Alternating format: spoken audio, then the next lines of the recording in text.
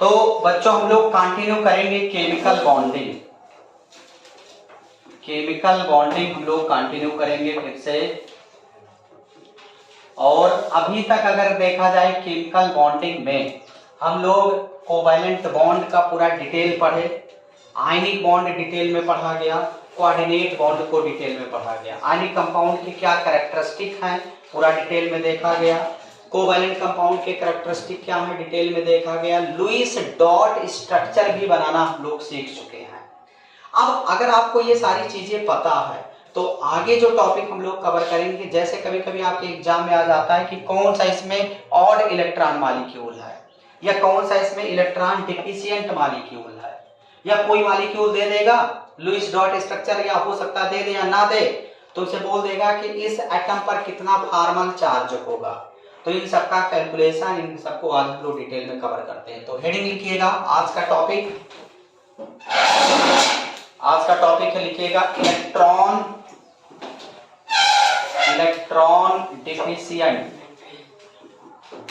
Electron deficient molecule, electron deficient molecule, या इसी को बोलते हैं इलेक्ट्रॉन डिफिशिएंट स्पीशीज भी बोल सकते हैं। इलेक्ट्रॉन डिफिशिएंट मॉलिक्यूल या इलेक्ट्रॉन डिफिशिएंट स्पीशीज। देखो नाम से ही लग रहा है कि ऐसा मॉलिक्यूल, ऐसा स्पीशीज जिसके पास क्या हो, इलेक्ट्रॉन की कमी हो, उसी को क्या बोल सकते हैं, इलेक्ट्रॉन डिफिशिएंट। तो लिख सकते हो दे आर सर्टेन कंपाउंड, एक ऐसा सर्टेन कंपाउंड ये है इन which central atom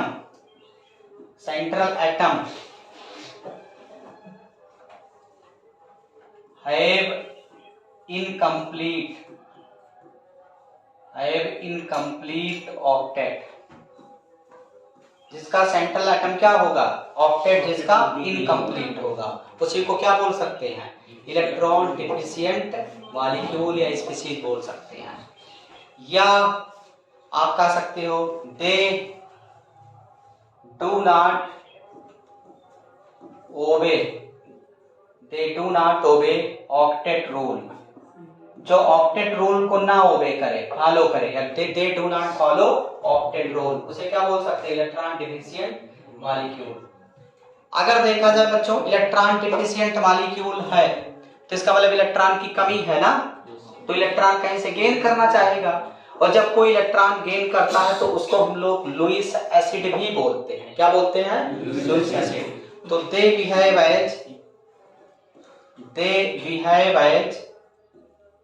behave as Lewis acid, इसी को हम लोग और क्या बोल सकते हैं, लुईस एसिड। मतलब जिसके पास इलेक्ट्रॉन की कमी होती है उसे क्या बोला जा सकता है, लुईस एसिड। क्लियर है ना बच्चों?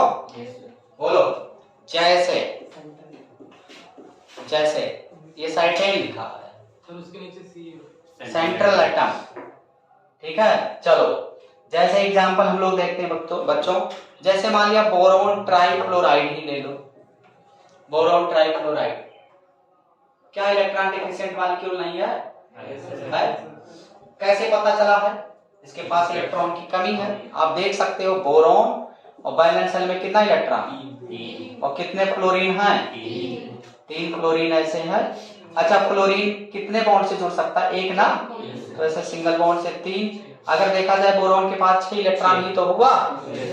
और अगला AlCl3 ले लो ना, ये भी तो 3 इलेक्ट्रॉन होगा। अगला FeCl3 ले लो, अगला ZnCl2 ले लो, अगला PCl5 ले लो। सबके पास इलेक्ट्रॉन की कमी ही है, मतलब सबके पास जितना इलेक्ट्रॉन होना चाहिए उतना इलेक्ट्रॉन नहीं है, तो इसका मतलब इलेक्ट्रॉन कम है, मतलब सभी क्या है, इलेक्ट्रॉन डिफिशिएंट मॉलिक्यूल है। क्या है, इलेक्ट्रॉन डिफिशिएंट मॉलिक्यूल। अच्छा ये कहां अटैक करेंगे इलेक्ट्रॉन डिफिशिएंट मॉलिक्यूल, बोलो ये किससे अट्रैक्ट होंगे, ये जहां इलेक्ट्रॉन ज्यादा होगा उधर अट्रैक्ट होंगे। तो दे attract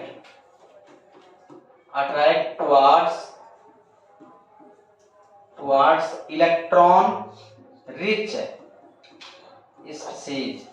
ये किधर अट्रैक्ट होंगे? इलेक्ट्रॉन रिच स्पीसीज की तरफ अट्रैक्ट होते हैं या उनसे रिएक्ट करने की कोशिश करेंगे।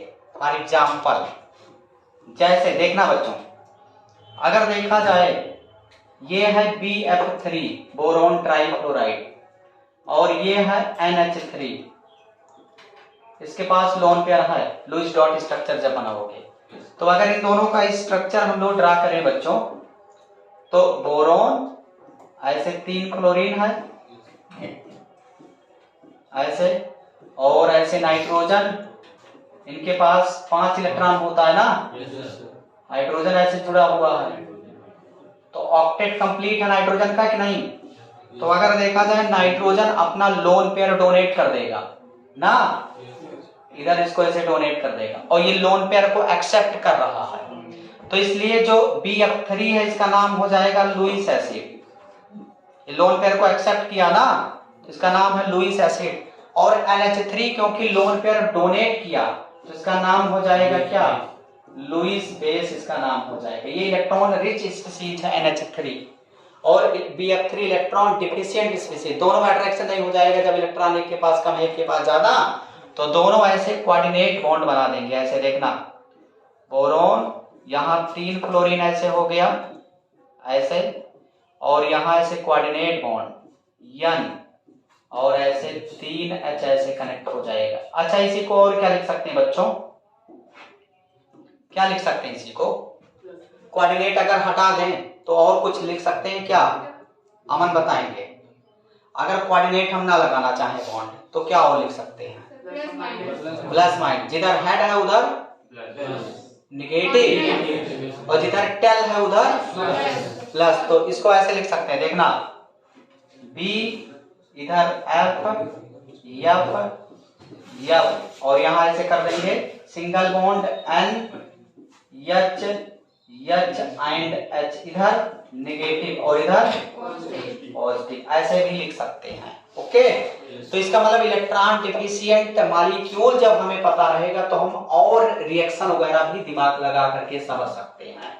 अलग तो इंडिविजुअल भी सवाल आते हैं, which of the following is electron deficient molecule. दूसरी बात, इसको यूटिलाइज करके केमिकल रिएक्शन भी सॉल्व करना रहता है। ठीक है, तो इसको नोट करो, फिर आगे बढ़ते हैं। करते हैं सेकंड टॉपिक। इसमें इंपॉर्टेंट ये भी है, odd electron molecule. Odd electron molecule. देखो, इस टॉपिक पर क्वेश्चन आता है, आपसे पूछ लेगा which of the following is odd electron molecule. तो इसका मतलब इलेक्ट्रॉन का काउंटिंग मेन है। इलेक्ट्रॉन तो मॉलिक्यूल को देख करके काउंट कर लो कि कितने इलेक्ट्रॉन है, बस बहुत ही सिंपल है। ऑड इलेक्ट्रॉन मॉलिक्यूल मतलब नाम में ही तो छुपा हुआ है, मतलब ऐसा मॉलिक्यूल जिसके पास ऑड इलेक्ट्रॉन हो उसे ऑड इलेक्ट्रॉन मॉलिक्यूल बोल देंगे, सिंपल। या लुईस डॉट स्ट्रक्चर बनाओगे तो सेंट्रल एटम के पास ऑड इलेक्ट्रॉन हो जाएंगे, वैलेंस एलिमेंट्स के बॉन्डेड और नॉन बॉन्डेड मिला करके कितने इलेक्ट्रॉन हो जाएंगे? ऑड इलेक्ट्रॉन, तो उसको बोल देंगे odd electron molecule. Electron deficient molecule मतलब जिसके पास इलेक्ट्रॉन की कमी हो जाए, सिंपल। तो लिख सकते हैं odd electron molecule, the molecule या स्पीसीज, बात एक ही है, या कंपाउंड हैविंग ऑड इलेक्ट्रॉन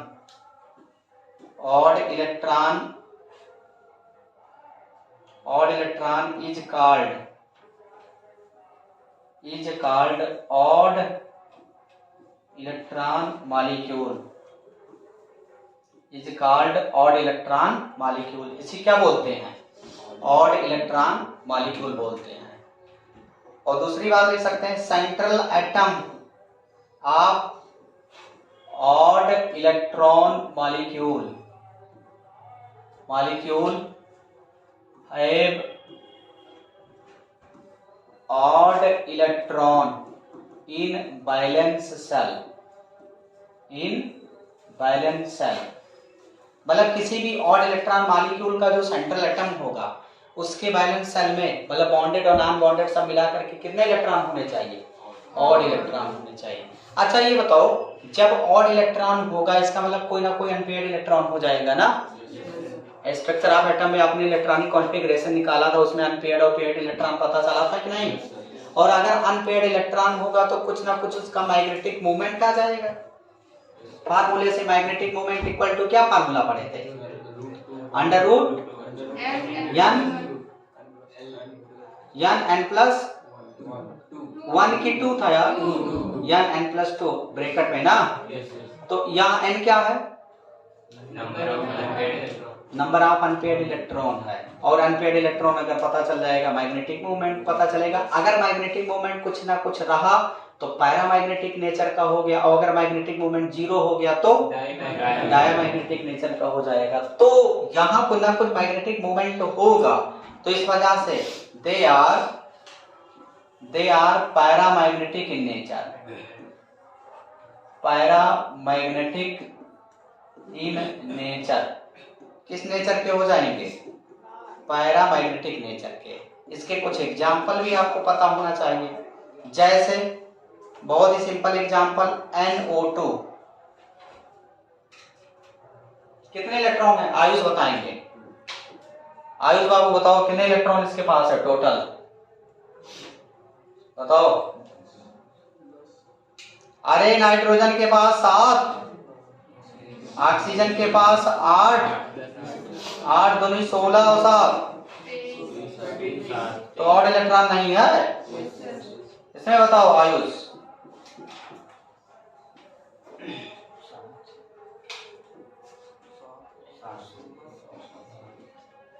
और इलेक्ट्रॉन मॉलिक्यूल है कि नहीं? चलो भौमिक बताएंगे। भौमिक कितना इलेक्ट्रॉन है? 17 इलेक्ट्रॉन प्लस 8 प्लस 8 तो 17 प्लस 16, 16 दूनी 32, 1 35। चलो बैठ जाओ, बता दिया करो, नहीं कोई वीडियो देखेगा तुम्हारा जो है जूनियर कहेगा यार गधा था क्या हो, तुम भौकाल मारोगे कि हम बहुत पढ़ते थे बहुत तेज थे। और तुम्हारा जूनियर कल अगले साल 2-3 साल बाद जब देखेगा नाम ले लिए रहते हैं तो नहीं सही है, इसलिए मान सम्मान बचाए रखिए। प्रद्युम्न जायसवाल बताएंगे अभी। प्रद्युम्न जी आप बताइए Cl2O क्या है? ऑड इलेक्ट्रॉन मॉलिक्यूल है कि इवन इलेक्ट्रॉन मॉलिक्यूल है? 17 8 प्लस 19 फिर 17, तो 17 दूनी 34 और 8 है, तो ऑड इलेक्ट्रॉन मॉलिक्यूल है? नहीं। बैठो। संजय कुमार बताएंगे। Sanjay N2O odd electron molecule की इवन इलेक्ट्रॉन मॉलिक्यूल? संजय बताओ। अरे यार नाइट्रोजन, तुम तो यार सोच रहे हो नाइट्रोजन 7 प्लस 7 प्लस तो 7 दूनी 14 और 8 22 इवन है ना कि नहीं है? है ना? आसान है कि नहीं? आसान है, लिख लो जल्दी नोट करिए फिर आगे बढ़ जाए।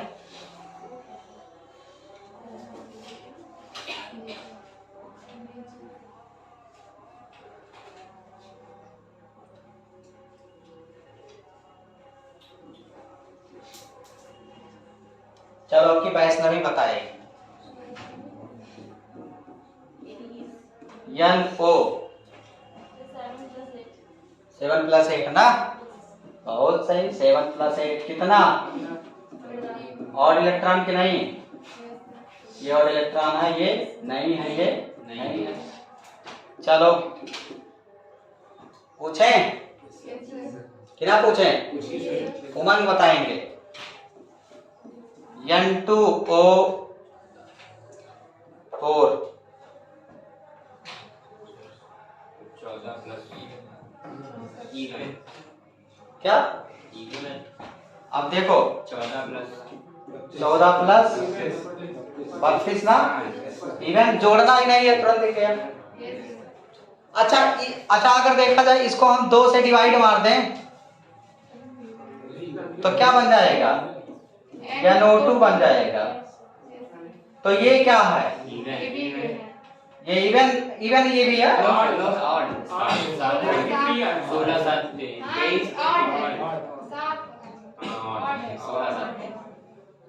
अजीब टाइप का है ना। अरे यार इसके पास तो होना चाहिए, कितना होना चाहिए? इवन होना चाहिए कि नहीं? और इवन होना चाहिए, इसके आधार पर लग रहा है।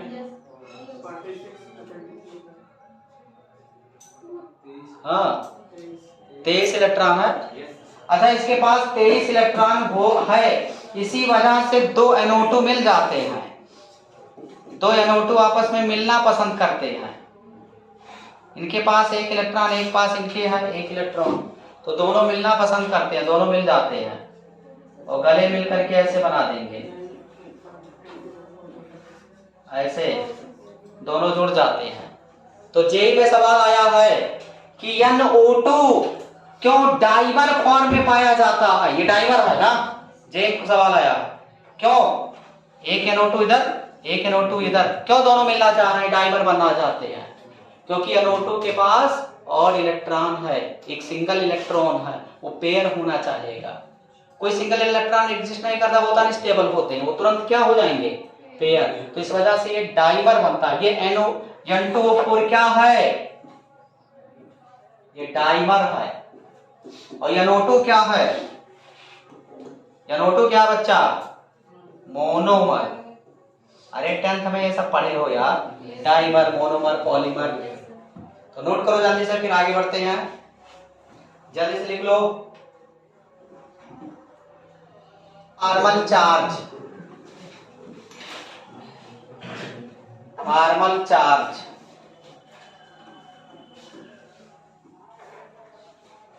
Formal charge. देखो फॉर्मल चार्ज क्या होता है और कैसे इसको हम लोग कैलकुलेट करते हैं। फॉर्मल चार्ज का मतलब लुईस डॉट स्ट्रक्चर बनाते समय जो रियल में या जो एक्चुअल में चार्ज होता है किसी पर्टिकुलर एटम पर, उसी को हम लोग फॉर्मल चार्ज बोलते हैं। फॉर्मल मतलब लगता है ना फॉर्मल टाइप का, तो मतलब किसी एटम पर जो पार्टिकुलर या रियल चार्ज होता है उसी को फॉर्मल चार्ज बोलते हैं। अब एग्जाम में ये डेफिनेशन नहीं आएगा कि what is the formal charge है, एग्जाम में आता है कि फॉर्मल चार्ज कैलकुलेट कैसे करना है।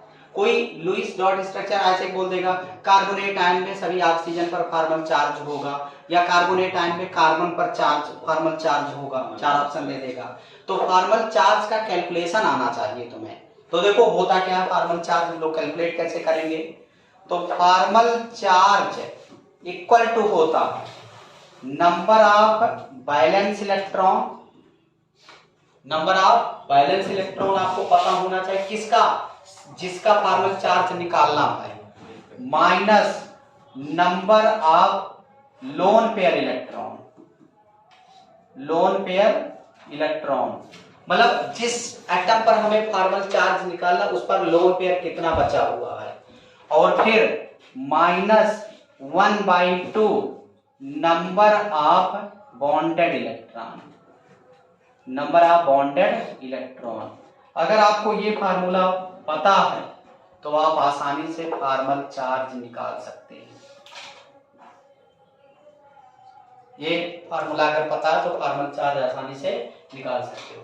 जिस एटम का फॉर्मल चार्ज निकालना उसका वैलेंस इलेक्ट्रॉन, फिर उसके पास लोन पेयर इलेक्ट्रॉन, कितना लोन पेयर मतलब नॉन बॉन्डेड इलेक्ट्रॉन का जस्ट क्या कर दो, आधा कर दो, डबल आधा कर दो, और फिर बॉन्डेड इलेक्ट्रॉन मतलब जो बॉन्ड में पार्टिसिपेट कर चुके हैं उनका आधा कर दो, माइनस करके सब आ जाएगा क्या, फॉर्मल चार्ज। जैसे फॉर एग्जांपल हम लोग निकालते हैं कार्बोनेट आयन में, कार्बोनेट आयन का फॉर्मल चार्ज हम लोग कैलकुलेट करते हैं। तो अगर फॉर्मल चार्ज हम लोग कार्बोनेट आयन का कैलकुलेट करें तो यही होता है कार्बोनेट आयन, मैक्सिमम लोगों को पता ही नहीं है, CO3 पर 2 माइनस।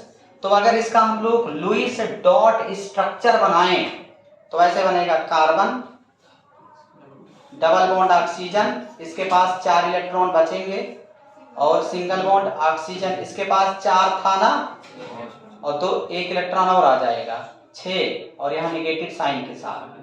फिर ऐसे 2 4 2 6 निगेटिव साइन के साथ। ये इसका लुईस डॉट स्ट्रक्चर हो गया। क्लियर है ना? अब हमें फॉर्मल चार्ज बताना है, जिससे हम पूछेंगे वो बताएगा। हमें चाहिए formal charge on carbon atom. Carbon atom पर फॉर्मल चार्ज चाहिए। तो वैलेंस इलेक्ट्रॉन, पहले ना कार्बन का वैलेंस इलेक्ट्रॉन कितना होता है?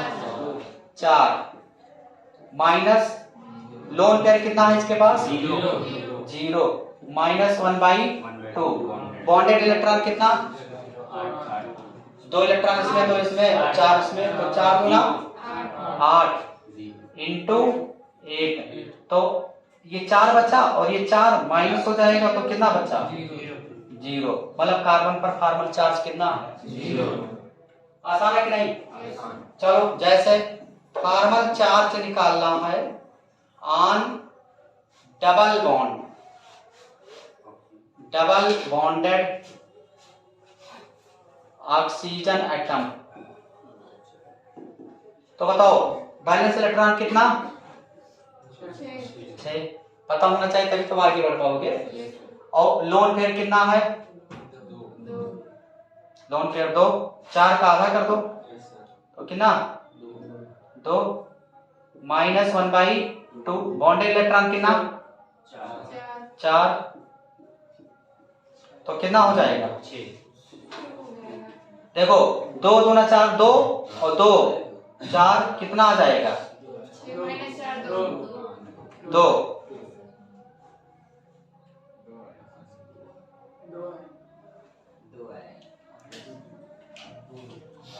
Valence electron 6, loan pair electron कितना? लोन पेयर इलेक्ट्रॉन बताना है यार, तो लोन पेयर थोड़ी, लोन पेयर इलेक्ट्रॉन, तो इसका मतलब आ जाएगा कितना? लोन पेयर संख्या नहीं बताना बाबू, इलेक्ट्रॉन, तो कितना हो जाएगा? 4। तो टोटल कितना आ गया? बोलो 0। सारे हो नहीं? अब बताओ कार्बन चार्ज, तो क्या हुआ? अरे लोन पेयर, मतलब अगर ये इलेक्ट्रॉन नहीं लिखा होता तब आ जाता आंसर क्या? 2। और लोन पेयर इलेक्ट्रॉन अगर बात हो गया, मतलब टोटल लोन पेयर के साथ कितने इलेक्ट्रॉन है, तो आंसर कितना आ जाएगा? 4 आ जाएगा। तो फॉर्मल चार्ज बताओ, formal charge on single bonded oxygen atom. बोलो, अब बताओ, अब और क्लियर होगा। बताइए, पहले चाहिए बात एक ही है ना? तो वैलेंस इलेक्ट्रॉन कितना? 6। अब बताओ लोन पेयर इलेक्ट्रॉन बताना, ये ध्यान दो। लोन पेयर की संख्या तो 3 ही है, और लोन पेयर इलेक्ट्रॉन कितने हो गए? तो मतलब इलेक्ट्रॉन तो उतने आ जाएगा ना, तो कितना आ गया आंसर? 6 है, और फिर माइनस 1/2। और बॉन्डेड इलेक्ट्रॉन कितना? 2 ना। तो सॉल्व करो, कितना आ जाएगा? 0। ये हो जाएगा कितना? -1। अरे यार ये कट जाएगा, -1 और -6 है, तो -7। तो -7 में से 6 माइनस कर दो, कितना? -1। नोट करो इसे, इसको लिखो, फिर अगला तुम लोग सॉल्व करो। आसान है कि नहीं? आयुष मिश्रा, राम सोनोपाल, जल्दी लिखो। अगला मॉलिक्यूल तुम लोग निकालोगे, देखते हैं कितने लोग कर पाते हैं।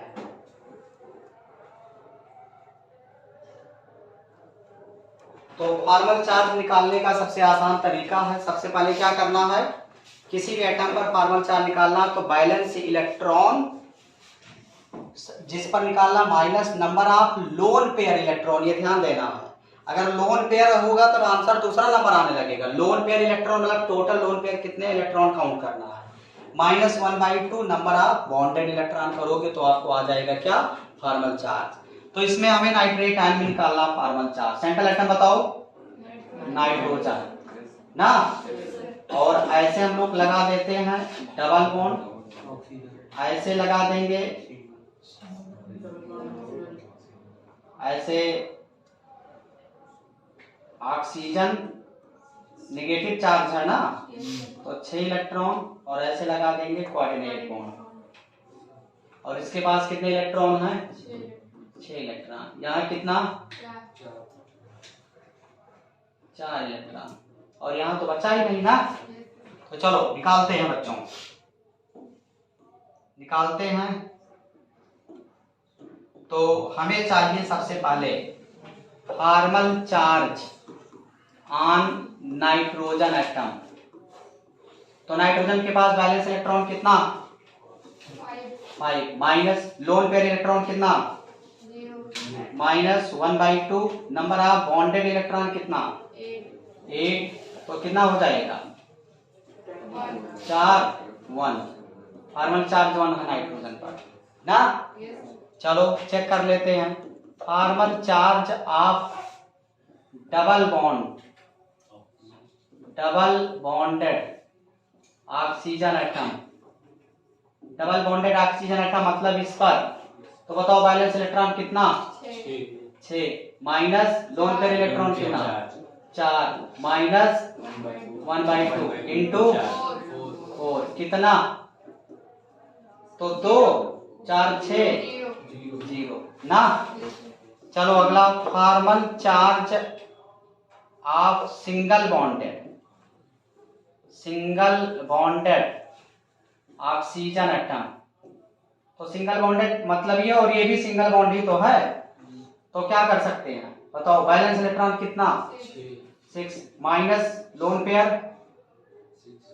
इलेक्ट्रॉन कितना? लोन पेयर 3 है पर लोन पेयर इलेक्ट्रॉन 6, तो 6 माइनस 1/2। बॉन्ड इलेक्ट्रॉन कितना? 2 ही है यार, तो कितना हो जाएगा? -1 ना। अच्छा इसको हम लोग ऐसे भी तो लिख सकते थे, यहाँ कोऑर्डिनेट की जगह पर नेगेटिव और इधर पॉजिटिव, बाकी 6 इलेक्ट्रॉन ऐसे रख दो, और यहाँ ऐसे नेगेटिव 6 इलेक्ट्रॉन रख दो, नहीं बस। अच्छा देखो नाइट्रोजन पर कितना आया? कितना आया था नाइट्रोजन पर? देखो 1 है भी ना। सिंगल बॉन्डेड ऑक्सीजन पर कितना आया? -1 दिख भी रहा है, और ऑक्सीजन पर कितना है? 0 0 दिख भी रहा है। यहां तक तुम सॉल्व भी ना करो, अगर तुम रियल में लुईस डॉट स्ट्रक्चर बना दिए तो उसी में तुम्हारा आंसर छुपा हुआ है। समझ रहे हो कि नहीं? रटना नहीं है कि बैठ कर फार्मूला रटो, लुईस डॉट स्ट्रक्चर तो शो कर रहा है ना कि कौन क्या है। अच्छा यहाँ बताओ कार्बन पर कितना है? 0 0 4 दिख रहा है। यहाँ कितना है? 0 0 दिख भी रहा। यहाँ कितना? -1 कैलकुलेट करने पा भी गया। तो क्या कैलकुलेशन इंपॉर्टेंट है? नहीं। लुईस डॉट स्ट्रक्चर में। चलो आगे देखते हैं एक और।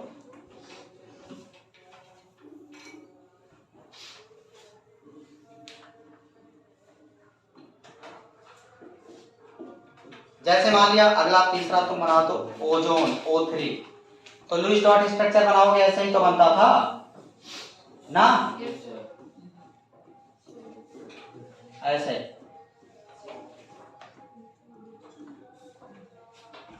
बन गया ना। चलो अब तुमसे अगर कहा जाए, इसको हम मान लेते हैं A एटम, इसको मान लेते हैं B, इसको मान लेते हैं C, तो हमें चाहिए formal charge on A oxygen atom. तो balance electron 6 minus lone pair electron कितना? 4 -1/2 इंटू 4, तो कितना? 2 0 ना।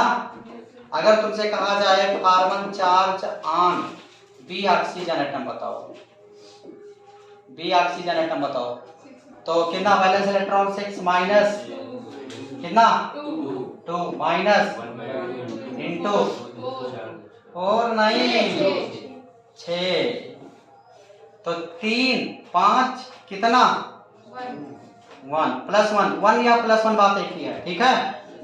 अगला बताओ formal charge on C oxygen atom, तो 6 माइनस 6 माइनस कितना 6 माइनस 1/2 इंटू 2 कितना, कैलकुलेट भी नहीं कर पाते ऐसे ऐसे गधे बैठे हैं ना, कितना नेगेटिव है यार। तो -1। अच्छा अब हमें दिख नहीं रहा था, अभी न्यूट्रल टाइप का था, अगर देखा जाए दिख भी रहा है, देखो बताओ तृप्ति दिख रहा है कि नहीं तुम्हें, तृप्ति बोलो दिख रहा है। अच्छा कोऑर्डिनेट हटाएं, इधर ऐसे माइनस कर दें, कोई दिक्कत है क्या, इधर प्लस कर दें और बाकी ऐसे इलेक्ट्रॉन दिखा दें ना, और इधर ऐसे एक लोन पेयर आए, बाकी इधर 2 लोन पेयर, देखो प्लस माइनस दिख भी तो रहा है यार। तो अगर हम सॉल्व ना करते तो दिख नहीं रहा है, तो टेंशन काहे लेना है कि बैठ के फार्मूला रटो, समझ रहे हो कि नहीं, तो सिंपल है। हम अगर सॉल्व ना करें हमें सब पता है कि इस एटम पर कितना फॉर्मल चार्ज आएगा, क्योंकि लुईस डॉट स्ट्रक्चर हमें पता है, तो ऐसे तुम्हें रटना नहीं है, अगर लुईस डॉट स्ट्रक्चर पता है तो फॉर्मल चार्ज आपको पता चल जाएगा। इसके आगे हम लोग कल कवर करेंगे, बहुत ही इंपॉर्टेंट टॉपिक होगा फजान रूल, यानी covalent character in ionic compound, ठीक है, तो कल कवर करेंगे। Okay, thank you.